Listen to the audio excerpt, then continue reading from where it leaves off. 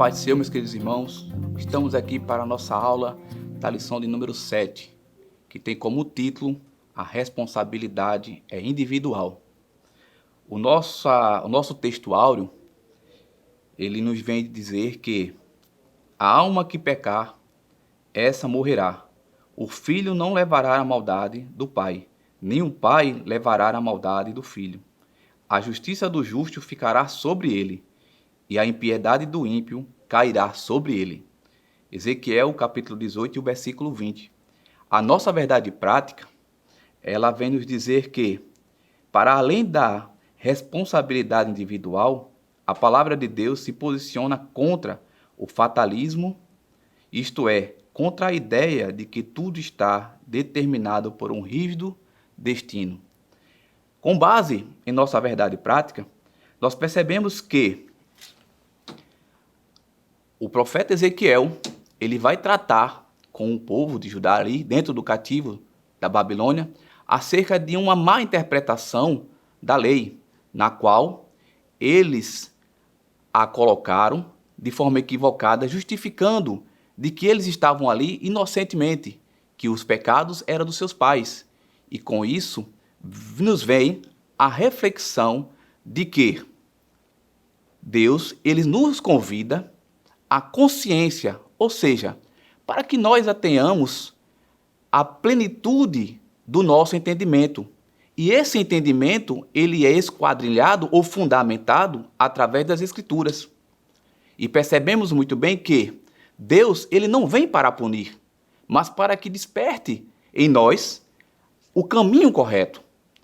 Então, eles interpretaram a lei de forma equivocada e ali eles enveredaram por um caminho que era um caminho distorcido perante o Senhor.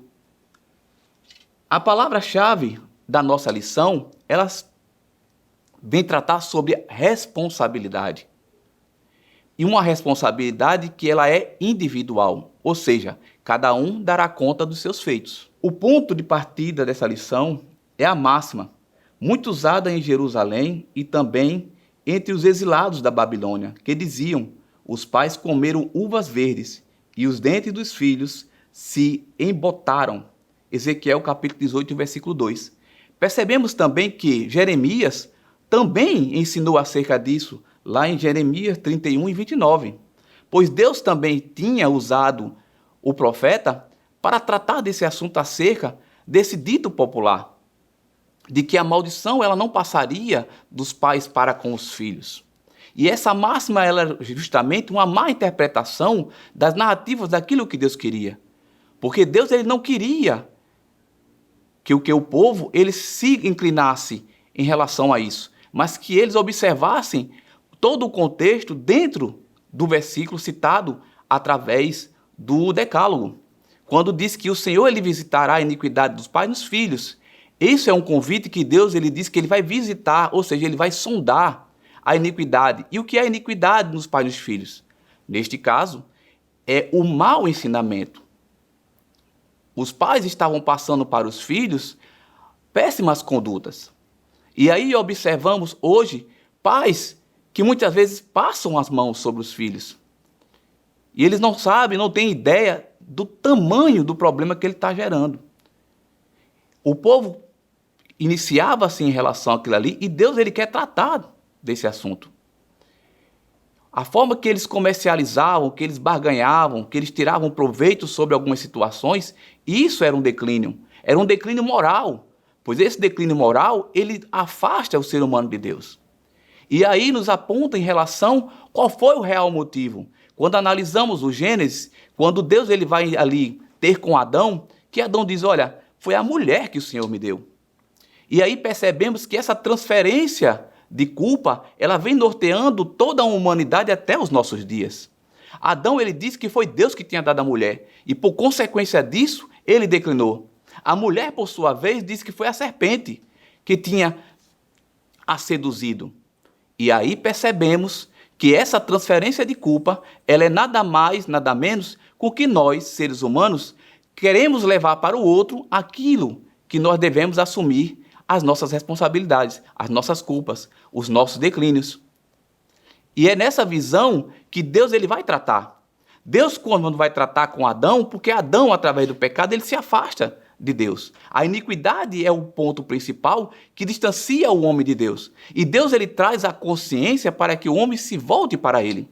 E só tem um caminho para que isso aconteça, através do pleno conhecimento de quem realmente é o Senhor. E essa preocupação Deus nos deu para que possamos observar. E os ensinamentos que Deus nos concede é através da sua santa palavra. É através das narrativas da Bíblia. A Bíblia, ela vem nos nortear acerca do nosso compromisso como cidadãos, mas também como cidadãos celestiais, aqueles que irão habitar a Nova Jerusalém. O povo questiona ali, dentro a Ezequiel, acerca de mascarar uma desculpa para dizer, não, nós estamos aqui impunemente. Foram nossos pais que pecaram, foram eles que declinaram. Nós estamos aqui que não sabemos nem o porquê estamos aqui. E aí Ezequiel vai tratar e chama a consciência. E aí percebemos muito bem que através da consciência vem realmente as faculdades mentais do ser humano. Porque o ser humano, quando ele entende qual é o seu compromisso, quais são as suas responsabilidades, através de dentro da sua maturidade, dentro do seu campo neural, dentro do seu campo de entendimento, ele passa agora ali a separar algumas coisas. E o Senhor nos faz um convite, quando ele lá em Ezequiel capítulo 18, versículo 25, acerca do caminho. E ele vai dizer, olha, o meu caminho é reto, mas o vosso caminho não. O vosso caminho é torto. E o que é um caminho torto? É um caminho que não nos dá muita visão daquilo que está à frente. Se observarmos direitinho, quando analisamos em um caminho que tem muitas curvas, a gente nunca sabe o que tem após a curva. Mas Deus, o caminho dele é reto. Ele sabe o princípio, o meio e o fim. Ele sabe onde estamos, onde iremos chegar. Então é isso que ele faz. Ele nos faz um convite para que possamos entrar pelos seus caminhos, que são retos e agradáveis. E para isso, ele nos convida a adentrar dentro desse universo. O profeta Ezequiel ele vai tratar de um assunto extremamente importante e que hoje nós temos esse compromisso também. Sabemos muito bem que existe a questão do ateísmo, de pessoas que colocam a culpa em Deus de catástrofes ou de crimes em massa, onde muitas vezes é ocasionado por nós mesmos, como seres humanos, que ocasionamos a desgraça alheia e colocamos culpa em Deus, porque é mais fácil colocar a culpa em Deus do que assumir os meus próprios erros e as minhas próprias falhas. Mas Deus ele nos convida para que tenhamos a plena consciência. Quando temos essa consciência, nós observamos quão grande é os ensinamentos do Senhor para conosco. Quão maravilhosos são os caminhos do Senhor para conosco. E quão retos são os caminhos do Senhor para conosco. Então essa lição do livro de Ezequiel convida a igreja para olhar para um outro prisma. Ela vem nos colocar dentro de um patamar que precisamos olhar um pouco mais além. Precisamos observar o nosso compromisso como cristãos, como verdadeiramente servos de Cristo. Mas isso não nos coloca na condição de sermos perfeitos. Sabemos que somos santos em aperfeiçoamento. Mas sabemos também que a graça salvífica que está em Cristo Jesus, ela nos reveste e nos purifica de todo o mal.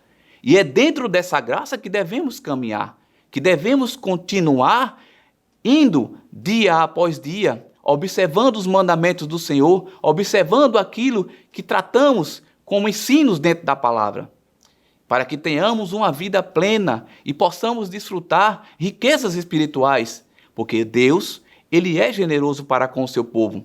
Ele não vai cobrar do seu povo algo que ele mesmo não possa estabelecer. Deus ele não está disposto a destruir a humanidade. Deus ele quer salvar a humanidade. Para isso ele convida a humanidade ao pleno conhecimento de quem verdadeiramente ele é. E uma narrativa equivocada, ela distorce.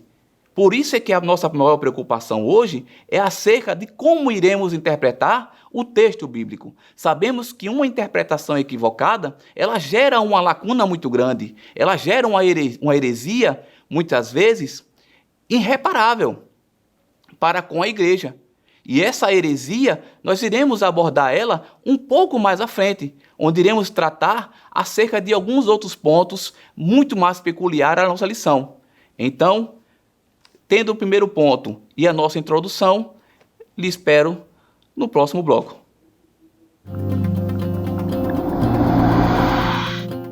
Pai do Senhor, meus queridos, o segundo ponto da nossa lição, ela vai tratar sobre a salvação para todos os seres humanos.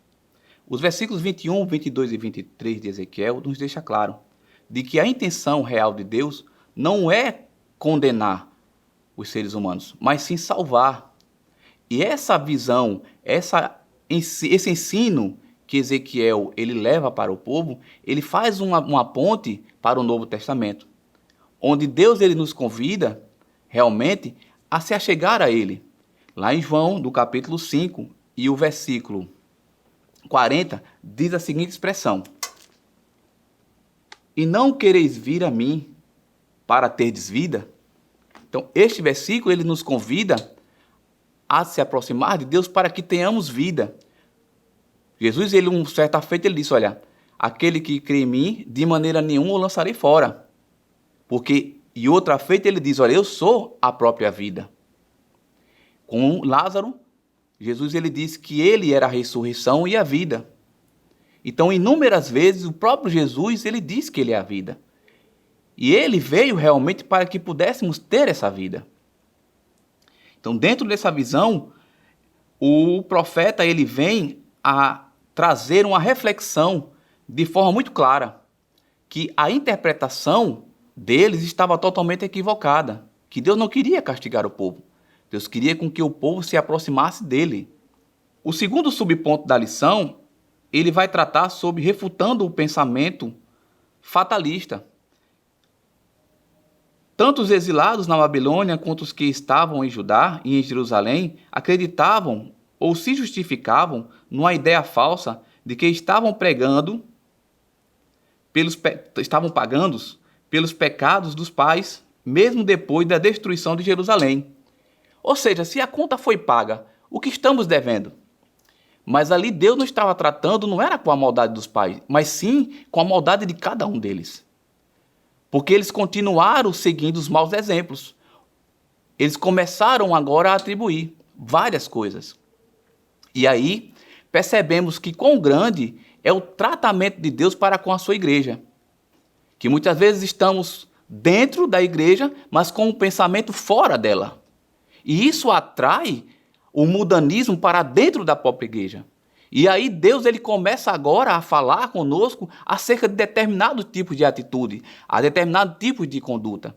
E ele nos faz um convite a observar as coisas que o mundo tem semeado para que possamos não ir para ele, para que não possamos nos perdermos com ele.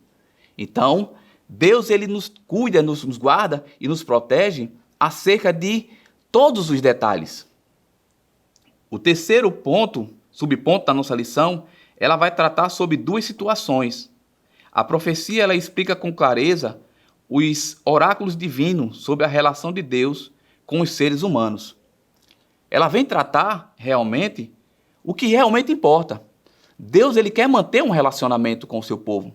E a gente percebe isso muito claro nas narrativas da Bíblia.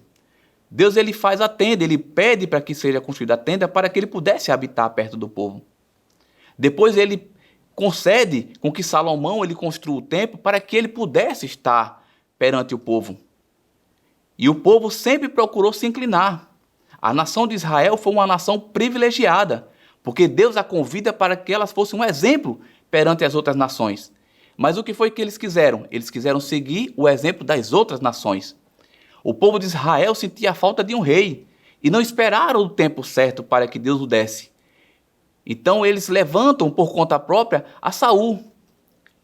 Não esperaram pelo rei que era Davi, o rei que Deus queria que fosse.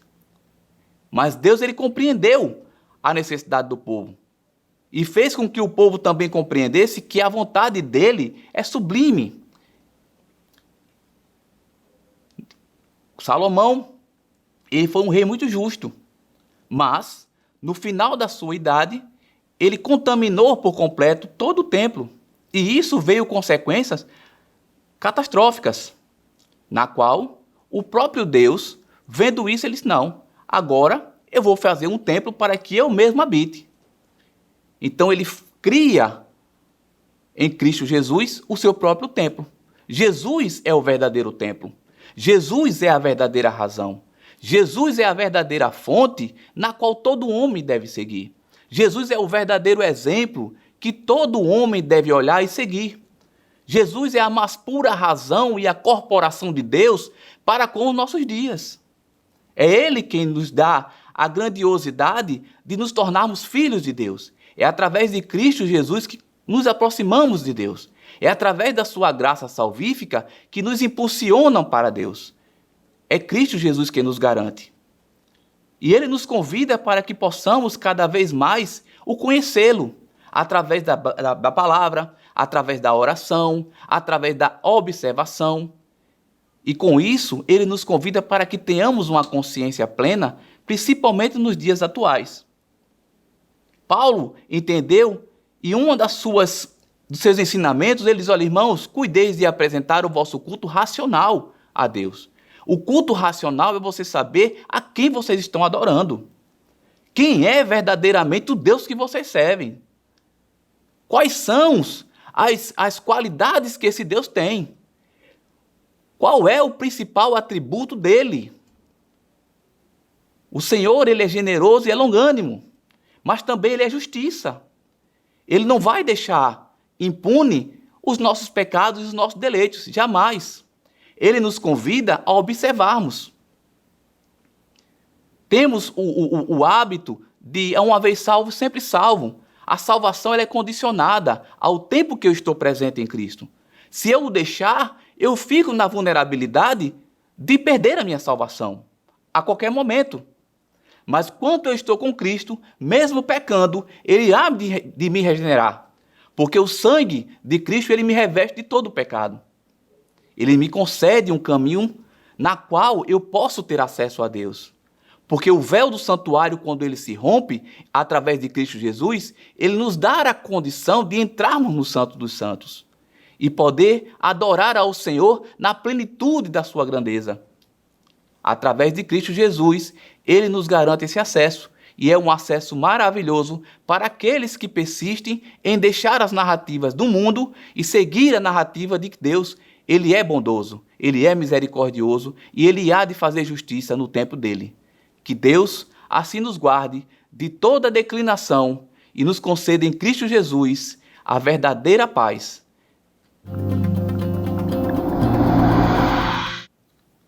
Meus queridos irmãos, estamos agora no terceiro ponto da nossa lição, onde iremos abordar sobre a relação de Israel.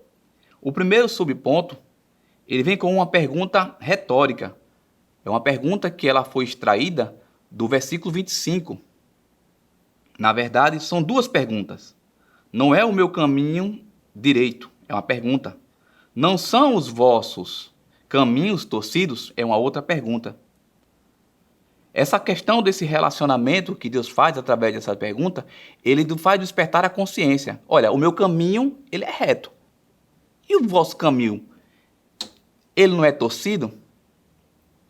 Por acaso, vocês sabem acerca de o que vai se dar depois disso? Mas eu sei.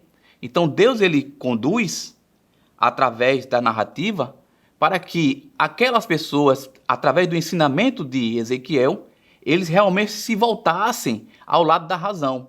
E aí percebemos que o ensino do pai para com o filho, ele é importantíssimo. Mas também é muito importante sabermos acerca de quem são as nossas referências. Quem é que realmente está ali como norte para nossas vidas? Quem é que você toma como referencial para o teu entendimento? É o teu amigo? É o teu pai? É a tua mãe? É o teu pastor? É o teu professor da escola dominical? É o teu dirigente da escola dominical? Quem é a tua referência? E qual é o compromisso dele com a palavra? Qual é o compromisso dele com as verdades contidas na Bíblia? E por falar em verdade, eu posso estar aqui passando para vocês uma ideia de verdade, dentro da minha percepção de verdade. E você pode aí do outro lado estar entendendo também um outro ponto e tendo a sua percepção de verdade. Por que percepção? Porque a única verdade que conhecemos, que é tida como a verdade absoluta, ela se encontra em Deus. Não existe uma verdade absoluta para nós seres humanos. Existem pontos de verdades ou de inverdades. Observamos muito bem que o Senhor, ele é a fonte de toda a verdade. Porque ele é a própria verdade. Mas nós temos a compreensão, e essas referências, elas são muito importantes. De onde são extraídos os nossos ensinamentos? Quem é que está lhe conduzindo dentro do caminho certo? Quem é que está lhe proporcionando o verdadeiro caminho? Quem é que está lhe apontando para aquilo que é correto para a tua vida? Imagine você vai dar aula ao teu filho por direção, mas você gosta de fazer barbeiragens. Entra na contramão, passa no sinal vermelho, estaciona em cima da calçada, muitas vezes estaciona muito distante do meio-fio, para pela contramão. Então, quais são os exemplos que você está dando para o seu filho para ele ser um bom motorista? Olha a condução que você está dando a ele para que ele repita os mesmos erros que você. Então, Deus ele faz um convite para que tenhamos esse compromisso daquilo que estamos ensinando, daquilo que estamos semeando no outro. Que tipo de verdade e de ensino estamos promovendo no outro? Que tipo de sociedade estamos construindo? Que tipo de cristãos estamos construindo? A importância aqui, ela é fundamental. Ela está fundamentada em um ensino de Ezequiel para tirar da mente dos exilados a má interpretação da lei. Quando Jesus ele vai ter ali com os escribas e os fariseus, Jesus também faz isso. E interessante observarmos é que quando Jesus vai questionar essas duas classes, os escribas e os fariseus, a gente percebe dentro da nossa visão, é como se eu estivesse fazendo as leis e eu sendo juiz para julgá-las. Ora, se eu faço a lei e a julgo, eu não vou tirar proveito com isso?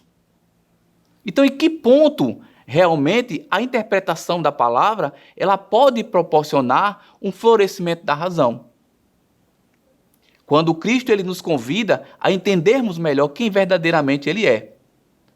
Meus queridos, a lição de Ezequiel, essa lição 7, que ela vai tratar sobre a questão da responsabilidade, ela é individual, Deus ele vai tratar pessoalmente com cada um de nós.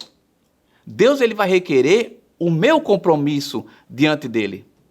Mas também ele vai observar a forma e a conduta que eu passo para o outro. Então nós temos uma responsabilidade de cuidar da nossa vida, mas também de ensinar ao outro os bons caminhos. E o melhor ensinamento que possamos promover no outro é dizer para ele que ele possa meditar mais na palavra, que ele possa ler mais a palavra, que ele possa buscar mais através da palavra a plenitude de Cristo Jesus, que ele possa compreender a bondade que há em Deus, que ele possa assim estar unidos em um só propósito com Cristo Jesus, que ele possa compreender qual é e qual foi a proposta de reino que Cristo veio trazer. Jesus ele não veio dividir, Jesus ele não veio separar, Jesus veio para salvar. Ele disse, eu vim para salvar as ovelhas perdidas da casa de meu pai. Ele veio para acolher um povo que tinha se dispersado dentro do cativeiro da Babilônia e que, por se ter uma fusão cultural muito grande, eles perderam muitas vezes o senso de razão e de compromisso diante de Deus. Olha, aquela nação que Deus um dia tinha dado a eles privilégios e conquistas, agora estavam arruinados pelas veredas do seu caminho. Caminhos esses que eles não quiseram ouvir o caminho que Deus tinha para eles. Eles quiseram enveredar por um caminho na qual os levaram para o cativo. E é assim também nos nossos dias. Muitas vezes Deus nos conduz a um caminho pleno e queremos seguir por as veredas da vida. E não sabemos em que fim isso vai dar. Mas que possamos, através de Cristo Jesus, voltar ao pleno caminho e à retidão do entendimento que há em Deus. Após o profeta Ezequiel refutar o mau entendimento acerca das narrativas daquele provérbio, ele nos convida agora a nos aproximarmos de Deus pelo lado da razão. O que o profeta quer dizer é que não foram os erros dos pais que refletiram nos filhos, mas foram a má interpretação de uma lei que ocasionou uma lacuna muito grande. Deus nos convida a observar o que é certo e o que é errado, à luz do Evangelho. Porque é só pela palavra que podemos discernir o que é certo e o que é errado, o que é verdade e o que é mentira, o que está dentro do caminho de Deus e o que se encontra fora do caminho de Deus. Meus queridos irmãos, a lição do livro de Ezequiel, ela nos vem para os nossos dias como um baluarte para despertarmos a consciência de que precisamos ser mais crentes, precisamos observar mais aquilo que o Senhor ele tem promovido para nós. E dessa feita, eu lhe convido para que você possa comentar nesse vídeo, compartilhar, curtir, seguir o nosso canal, é importante. Avisa na tua igreja. Deus abençoe a tua vida, o teu ministério e toda a escola dominical. Deus abençoe a igreja. Que o conhecimento é capaz de mudar a vida de quem lê, a gente já sabe. E que livro você pode comprar em qualquer livraria. Mas nós transformamos 100% do nosso lucro em mudança de vidas, através da ação social, evangelismo e missões. Ao adquirir qualquer um de nossos produtos, seja presencial ou à distância, você está investindo em alguém. Na próxima vez que você for comprar livros ou artigos evangélicos, não vá em qualquer lugar. Vá na Livraria Arca Missionária. Uma nova história começa quando você compra aqui.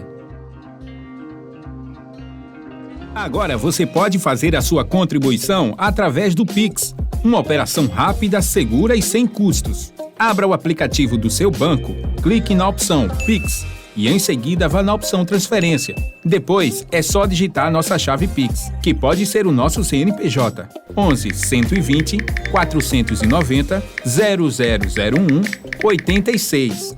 Nosso e-mail contribua@eadalp.org.br ou nosso celular 81 98883 2755. Verifique se a contribuição é para a Igreja Evangélica Assembleia de Deus em Abreu Lima, Pernambuco. Confirme a transferência e depois siga o procedimento do seu banco. Anote nossas chaves Pix para não esquecer. CNPJ 11 120 490 0001 86.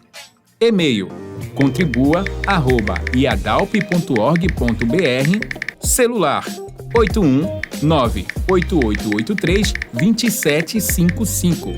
Você está contribuindo para o crescimento da obra de Deus.